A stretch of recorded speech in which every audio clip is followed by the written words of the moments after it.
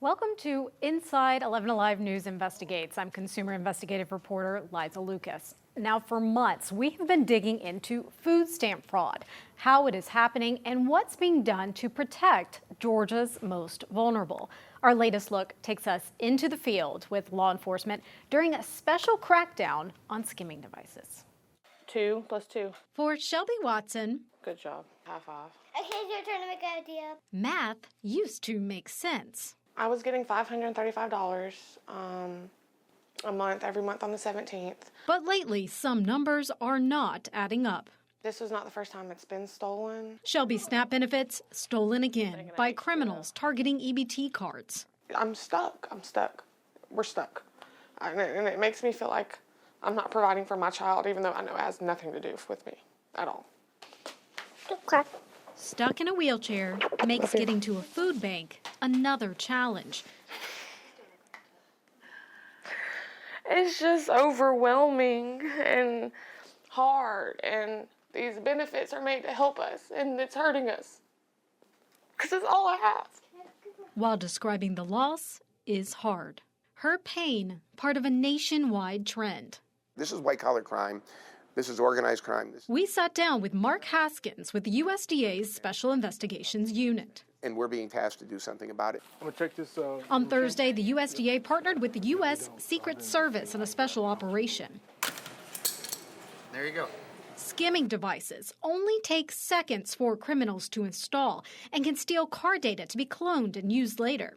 Bots and AI, another threat, used to hack systems and crack passwords. When you think about, as you were saying, a mom or a dad and some kids going without food for a month, I mean, that's a crime, and it takes its toll on people. Agents hope operations like this show the public they're on the case. Shelby among those just wanting an answer she can depend on. I didn't ask to be in this predicament. I didn't ask to be in this situation. I didn't ask for any of this. Ultimately, every single skimming device found today represents more than $1 million in potential theft prevented. But this is also about awareness for both businesses and those depending on this benefit money every single month. Law enforcement tells me that if you are a victim, report it. That way they can continue to follow the trail. In Atlanta, Liza Lucas, 11Alive News. So that was obviously our latest story. We've got some updated numbers following that investigation, but joining me now is senior investigative reporter Rebecca Lindstrom.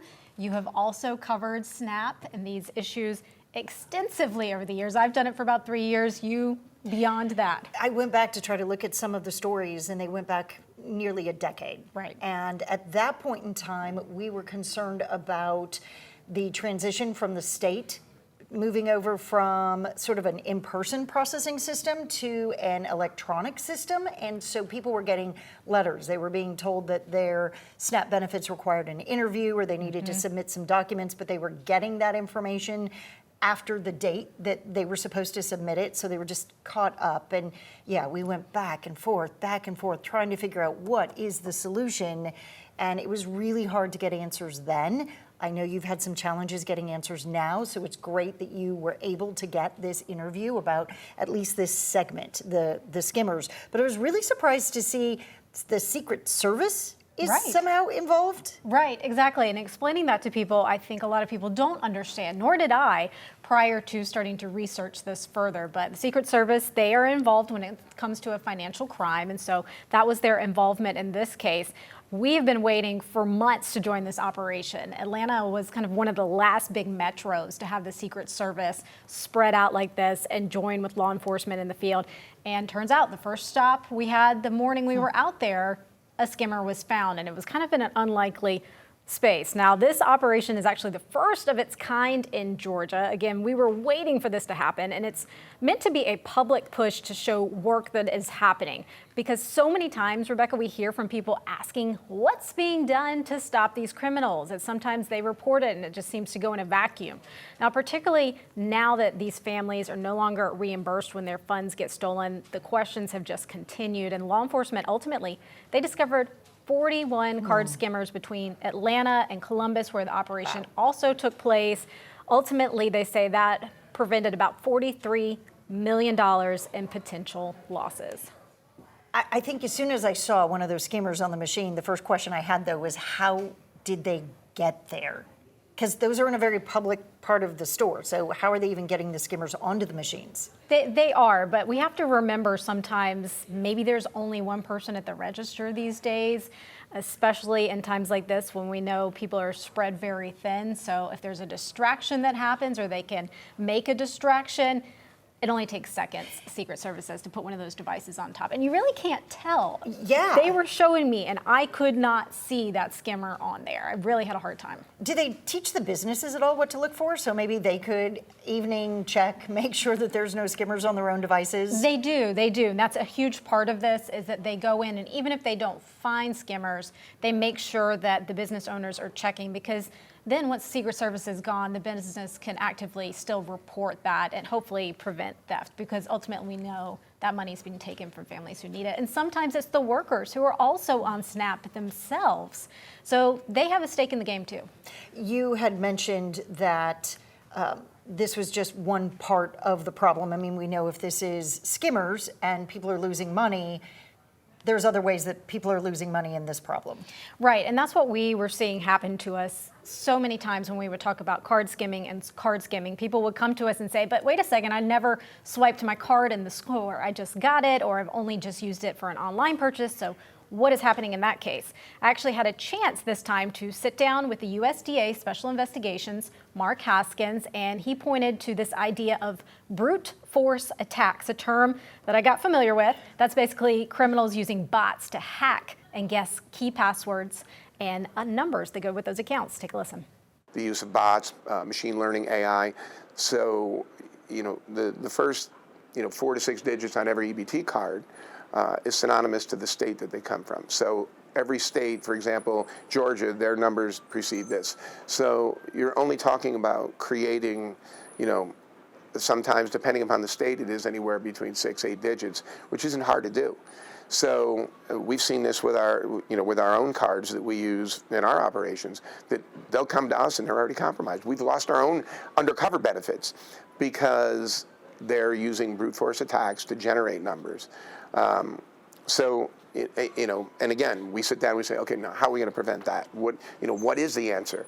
They're not sitting around waiting for us to catch up with them. They're constantly evolving. And I think, and again, I've been here 13 years now, and I've never seen a more proactive effort to not just combat and go after fraud, but to look at the root causes. I mean, playing whack-a-mole, you're never going to win. But this administration, they're really trying to figure out, okay, we get it, we're being ripped off. Where does it stem from? How is it being done, and what can we do, to at least stay one step behind these criminals? But right now, I mean, it's pretty clear we are not one step ahead of them. We are that 1 step, 2, 3 steps perhaps even behind. So we are playing that whack-a-mole. Do we have any idea how much money is actually being lost in all of this? Well, I can definitely tell you in Georgia, $13 million reimbursed to families officially. So that is $13 million that was vetted as fraud, reimbursed before Congress expired the funding or decided not to renew that funding last year. On top of that, $23 million has been reported just since January of this year. And we'll have to wait and see if that number evolves. I asked earlier this spring, 23 million was the answer. I asked just last week, 23 million was the answer. So I've got some follow-up questions to the state about whether they're continuing to track that, or does that represent a stagnation that we're seeing with the theft. I have my suspicions, but we're going to follow up on it. And those numbers are really important to kind of parse out. I mean, we had 13 million that was reimbursed. That means that Congress knew for an extended period of time that this was a problem, and therefore was giving that opportunity for this money to go back. And when we say reimburse, we're not just talking about reimburse to the state. We're talking about now the other 23 million. Was it 23 million? 23, yep. That's $23 million taxpayer dollars. Exactly, yep. Meant for families that have gone through a vetted process, have been approved saying you need this food. This is support for your family that you need, that now they're not getting. Exactly. It's just gone. So how on earth are these scammers even doing this? Okay, I get putting the device on. Right. But if they're in another place, they're not even here to try to eliminate the money that's on these cards, how are they even doing this? So the skimming takes place, and I think to your point, a lot of people understand how the devices work. The numbers are stolen. They have little cameras inside. They can sometimes see the PIN numbers. From there, the criminals then clone that information onto another card.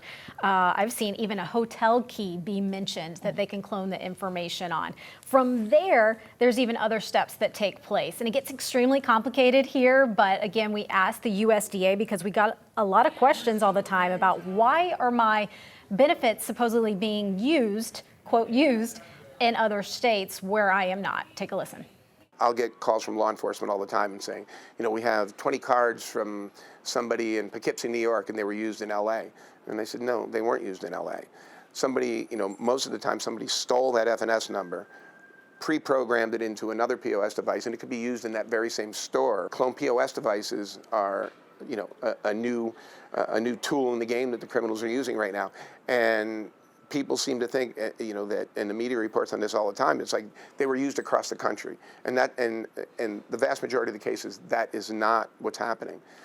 They're just pre-programming, the number into another POS device. We heard Shelby talking about how she had lost her benefits. Right. And then now again, she went to go use them and they were gone again. In between that time period, she could have locked down her card. Why aren't more people locking down her card? And did she even try to lock down her card? What does that mean?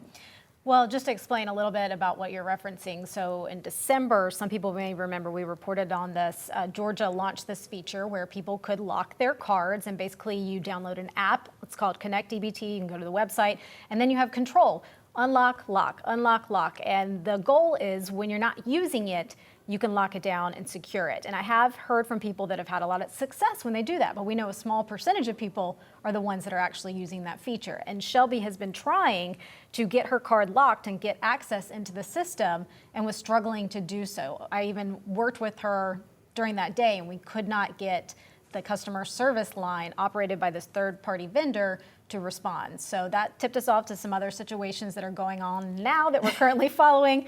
If you've been following the cyber attack and the fallout from that, we'll continue to follow that situation. But yes, locking the card is part of the state's effort at a solution.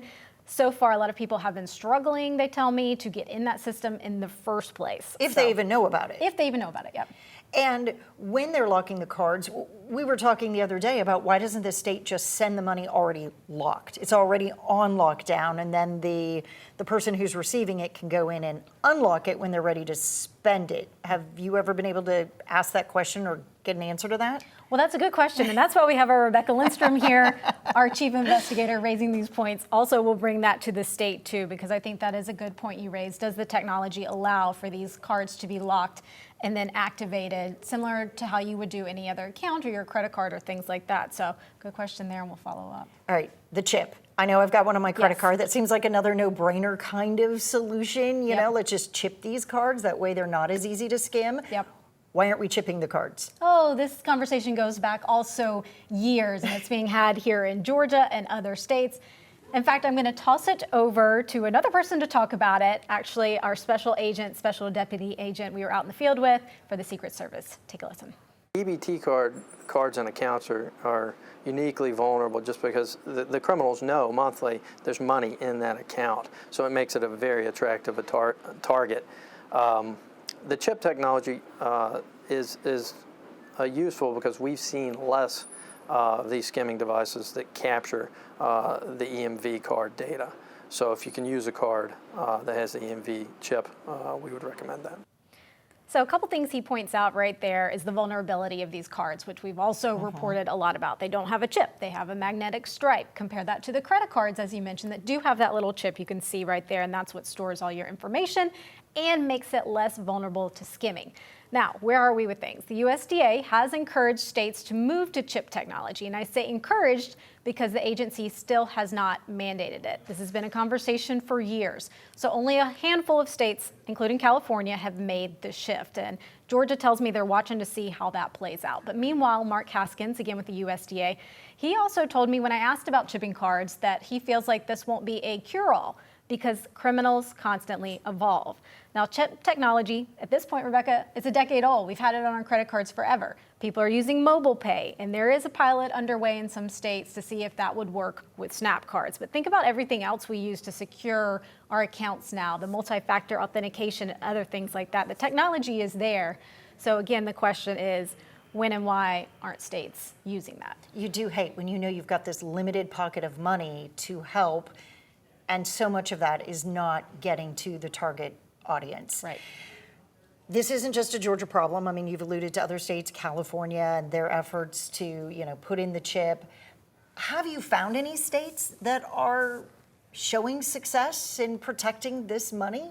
Well, I think that's what I actually started to look at it. Again, our chief investigator here always I have asking too the many next questions. question. It will be interesting to see what happens to the Californias of the world, of the country, as they chip these cards. Will they see a drop in fraud? Will that happen similar to how there are few credit cards now that can be skimmed, even though they're still vulnerable at times?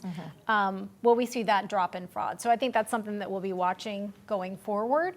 But again, this is not just a Georgia issue. That was something that was reinforced by the USDA and the Secret Service. This is happening statewide. So we know that frustration. They say that we hear from families all the time. I brought that frustration to the agents as we were doing this, and they say, listen, we've got this coming at all angles. We are busy. But they wanted to also reinforce that they're working on it, and we will too. So it seems like in the meantime, if you are someone who's receiving these funds, figure out how to lock that card down, do it diligently. It seems like that's really the best and only way to protect your money at this point in time. Yeah, and I will say also continue to report it, because I know sometimes it feels like it's going into a vacuum and maybe you don't ever hear anything from that report. But when we've done stories like this, whether it's scamming or skimming of these cards, the USDA reinforced that they need to hear about it. So if there is a cluster of cases that's happening in Fulton County, they can follow up on it. If people aren't reporting about it, or it's just one or two people reporting it, then they don't know that there's a systemic issue and they need to investigate there. Yeah, I know sometimes you do. Like you said, you sort of feel like you're complaining into a vacuum. They may not respond right away. You may not even see a direct response to your complaint, but put that all together, and that lets them know there still really is a problem that they need to address. Well, we want to continue to stay on top of these issues, and we want to know if folks out there have anything that they would like us to look into. We've got a tip line where you can reach out to us. You can email us at investigates@11alive.com, or you can call us at 404-873-9111, 404-873-9111. Thank you so much for joining us today for Inside 11 Alive News Investigates. In the meantime, take care.